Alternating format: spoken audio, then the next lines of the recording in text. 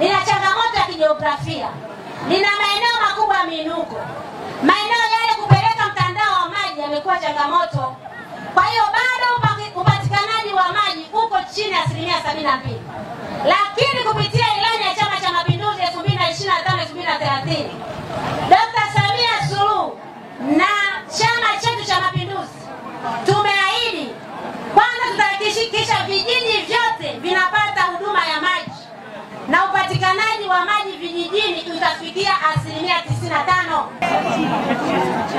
Mheshimiwa Dr. Samia Suluhu na serikali yake ya awamu ya 6, awamu ya kwanza, ameleta mitambo 58 ya kuchimba mabwawa na visima.